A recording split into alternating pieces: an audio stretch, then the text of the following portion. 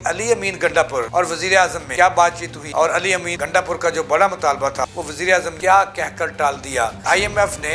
2 bore کا مطالبہ کر دیا ہے، پاکستانیوں کو زندہ درگور کرنے کے لیے بم پہ بم گرانے کا مطالبہ کیا ہے حکومت پاکستان سے۔ علی امین گنڈاپور نے وزیر اعظم سے کون سے مطالبات کیے؟ آئی ایم ایف اور وپڈا ایک ہو گئے، دونوں نے ٹھن لی ہے کہ عوام کو نہیں چھوڑنا۔ بجلی ہے اس پر 18% سیل ٹیکس عائد کر دیا جائے۔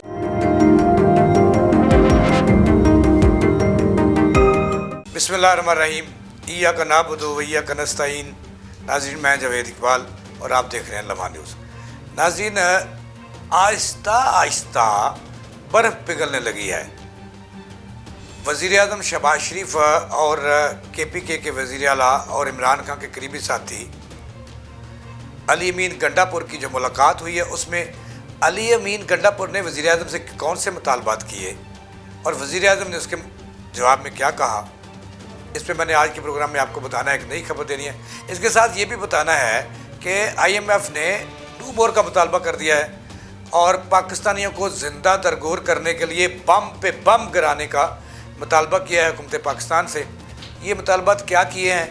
اور اگر یہ مطالبات پورے ہوتے ہیں تو پاکستان کی عوام کے جو معاشی حالات ہیں وہ کیا ہوں گے اور ان کی کمر کس طرح سے اور کہاں سے توڑی جائے گی، اس پہ میں نے آج کے پروگرام میں آپ کو بتانا ہے۔ یہ بھی بتانا ہے کہ آئی ایم ایف، عالمی مالیاتی فنڈز اور وپڈا ایک ہو گئے ہیں، دونوں نے ٹھن لی ہے کہ عوام کو نہیں چھوڑنا، زندہ درگور کرنا ہے اور ان کے منہ سے آخری روٹی کا نوالا کب تک چھیننا ہے اور کیسے چھیننا ہے، اس پہ آج کے پروگرام میں نے آپ کو اپڈیٹ کرنا ہے۔ ناظرین، رمضان کا مبارک مہینہ، ببرکت مہینہ پورے اپنے آب و تاب کے ساتھ اور برکتوں کے ساتھ جو ہے وہ گزر رہا ہے۔ دوسرا عشرہ آج شروع ہو چکا ہے، آج 11واں روزہ ہے۔ تو ناظرین، روزوں میں تو شیطانوں کو اللہ تعالیٰ شیطان کو بند کر دیتا ہے، لیکن دنوائی شیطان جو ہیں وہ نکل آتے ہیں، سڑکوں پہ نظر آتے ہیں، دکانداروں میں نظر آتے ہیں، بعض اوقات اسمبلیوں میں نظر آتے ہیں، بعض اوقات ایوانوں میں نظر آتے ہیں اور بعض اوقات پاکستان کے اندر نظر آتے ہیں۔ ناظرین، جو میں نے خبر آپ کو دینی ہے وہ میں نے آپ کو بعد میں بتانا ہے کہ علی امین گنڈاپور اور وزیر اعظم میں کیا بات چیت ہوئی اور علی امین گنڈاپور کا جو بڑا مطالبہ تھا وہ وزیر اعظم نے کیا کہہ کر ٹال دیا، یہ میں نے آپ کو بتانا ہے۔ لیکن اس سے پہلے میں نے بتانا ہے کہ آئی ایم ایف آج کل پاکستان میں پوری طرح پنجے گاڑ چکے ہیں۔ آئی ایم ایف جو عالمی مالیاتی فنڈ ہے، یہ پاکستان کو قرضے دیتا ہے اور مہنگے ترین ریٹس پہ دیتا ہے، منمانے ریٹس پہ دیتا ہے اور اپنی شرائط پہ دیتا ہے۔ ابھی جب 16 ماہ کی مہمان حکومت جو تھی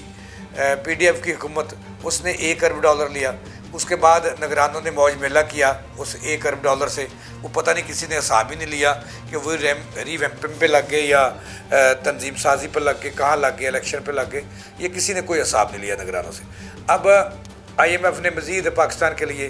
$1 ارب 10 کروڑ کی منظوری دی ہے، لیکن اس کے ساتھ ہی آئی ایم ایف نے جو مطالبات کیے تھے، نئے مطالبات آئی ایم ایف سامنے لایا ہے۔ آئی ایم ایف نے مطالبہ کر دیا حکومت پاکستان سے کہ جو بجلی ہے اس پر 18% سیل ٹیکس عائد کر دیا جائے۔ وہ ظالموں، ابھی تو چند دن پہلے نیپرا سے آپ نے 4 روپے کچھ پیسے جو ہے وہ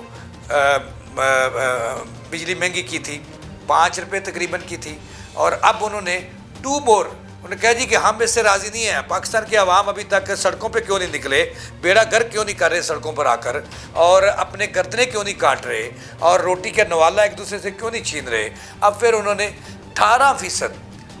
سیلز ٹیکس بجلی پہ عائد کرنے کا مطالبہ کر دیا ہے، یعنی کہ بجلی کا بل جتنا ہوگا اس پہ اتنے لاتعداد ٹیکس ہیں پہلے ہی۔ ناظرین، اتنے لاتعداد ٹیکس ہیں کہ جو اگر 5000 بل ہے تو 7000 جو ہیں وہ ٹیکس ہیں۔ تو اب جتنا بل ہوگا اس میں 18% مزید جو ہے وہ بجلی مہنگی ہوگی۔ آئی ایم ایف کا ظاہر ہے کہ مطالبہ ماننا ہی ماننا ہے۔ آئی ایم ایف یہاں پہ بھی نہیں رکا نہیں، انہوں نے کہا ہے کہ اب جو پٹرولیم مصنوعات ہیں ان پر 60 روپے لیوی لی جا رہی ہے، اس پہ بھی سیل ٹیکس لگایا جائے 18% کے حساب سے، اور پاکستان کے جس شعبے میں سیلز ٹیکس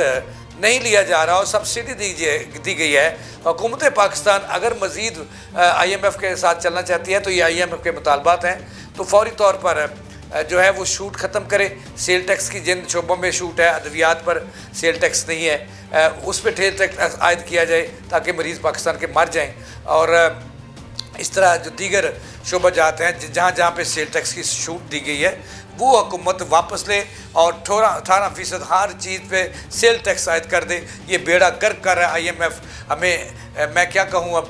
جب حکمران کہتے ہیں کہ ہم آئی ایم ایف کے بغیر نہیں چل سکتے، ان کی امداد کے تحت نہیں چلتے۔ اب پوچھنا یہ ہے کہ بجلی پہ سالانہ جو ہے، ماہانہ جو ہے، وہ اربوں نہیں کھربوں پہ سیل ٹیکسز لیے جا رہے ہیں، مختلف ٹیکسز، پانی پہ ٹیکس لیا جا رہا ہے، پانی جو کا بل آتا ہے اس پہ ٹیکس، بجلی پہ ٹیکس، اچھا سوئی گیس پہ ٹیکس، اچھا جناب والا اس طرح اب جوتے خریدنے جائیں اس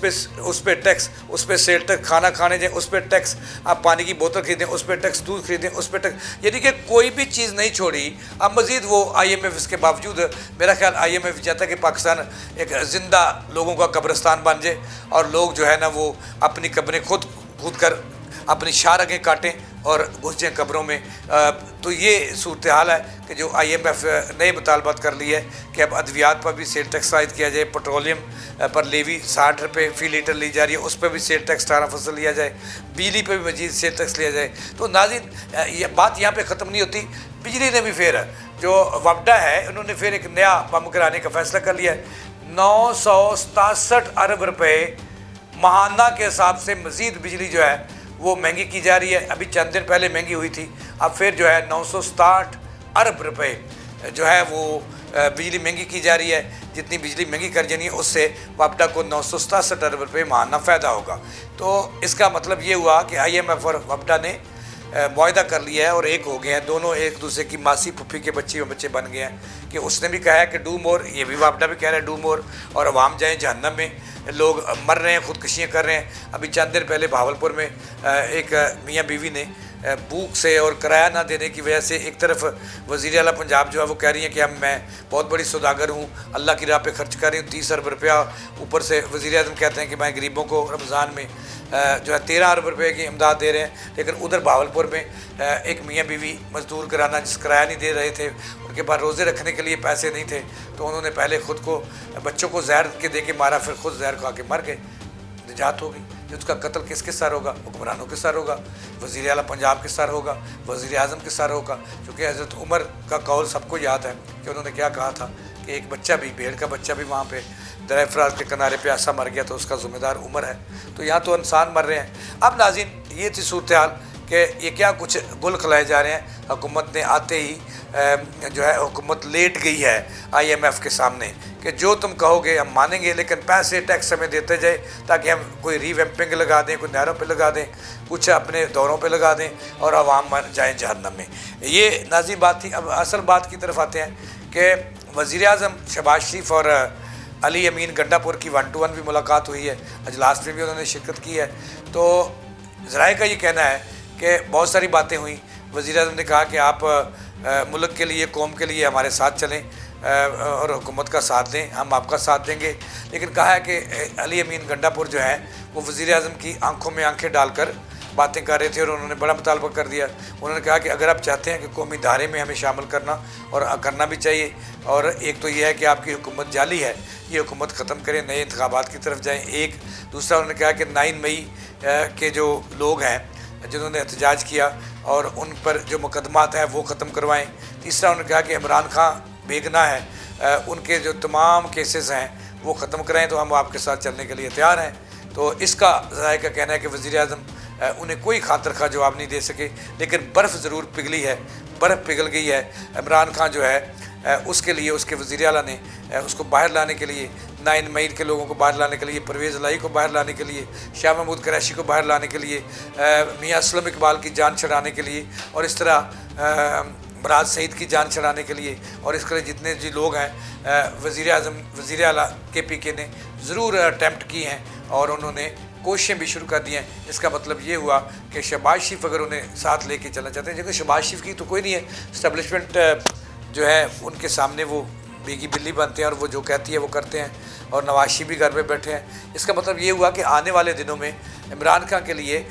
وزیر اعلیٰ کے پی کے بہت ساری خوشخبریاں لے کے آ رہے ہیں جس میں ان کی رہائی کی خوشخبری بھی ہو سکتی ہے، لیکن اس کے لیے کم و بیش کم از کم ہمارے ذرائع کا دعویٰ ہے کہ 1.5 سے 2 سال کا عرصہ جو ہے لگ سکتا ہے۔ ناظرین یہ تھی اب تک کی تازہ ترین جو میں نے آپ کو دی، لیکن آخری تازہ ترین جو میں نے آپ کو دینی ہے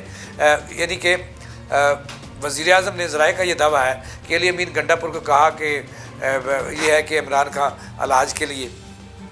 انہیں اسپتال بھی لایا جا سکتا ہے، اس کے لیے آپ اگر وہ بیمار ہیں، انہوں نے کہا جی علی امین گنڈا پور نے کہا تھا کہ وزیر اعظم صاحب عمران خان بیمار ہیں، پرویز الہی بیمار ہیں، شاہ محمود قریشی بیمار ہیں، تو انہوں نے کہا کہ اس کے لیے بورڈ بنائیں اور ہسپتالوں میں داخل کرائیں، اگر ان کا علاج پاکستان میں ممکن ہوا تو یہاں پہ کروائیں گے اور حکومت اپنے سرکاری خرچ پر کروائے گی، اگر اس کو ڈاکٹروں نے تجویز کیا کہ ان کا علاج ملک سے باہر ہے تو اس کے لیے بھی تیار ہے۔ تو ناظرین یہ تھی تازہ ترین، جاوید اقبال کو دیں اجازت، صلاح کے بعد۔